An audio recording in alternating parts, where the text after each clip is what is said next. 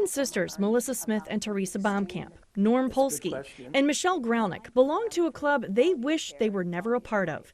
They all have loved ones who have died while in the care of Delmar Gardens West. I think they're happy we are gone and thought we'd keep our mouths shut. The twins contacted the I-Team in 2023 after their 54-year-old brother Dennis died from what they believe was neglect. A state investigator concluded, "I was unable to verify a regulatory violation had occurred based on the lack of sufficient evidence." Since then, about a dozen people have contacted the I-Team or the sisters, sharing their allegations of mistreatment at the Town and Country facility. I've had residents call me and I hear aides in the hallway with loud music dancing and laughing while residents are yelling for help. And that is since the story came out. Norm Polsky's mother died in June. You're feeling safer now to come forward? Oh, yes. Because there's no repercussions. Hilda Polsky was 104 years old. And she was a Spitfire. Her son is now haunted by how she spent her last 6 years at the facility. We heard her screaming in pain, and we went in, and we said, "Mom, are you okay?" And she said, "No, I'm really in pain." And so I said, "Why don't you call the nurse?" And she said, "I've been calling the nurse for half an hour, and nobody has come in the room."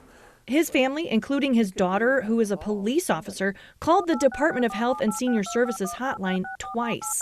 Just got to the point where we couldn't take it anymore. They said everything was fine. He says he didn't keep the reports. It was a joke. It was a joke.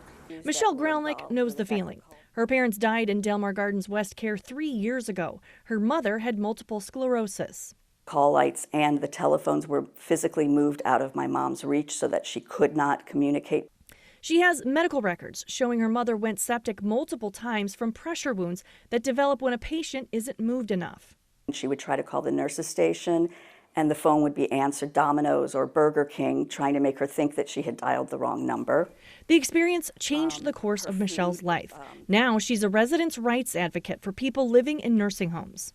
If this was happening to my parents, who had 3 adult children in town, all looking out for them, then what would be happening to those residents who didn't have loved ones, who were there alone and isolated? And that just fueled me.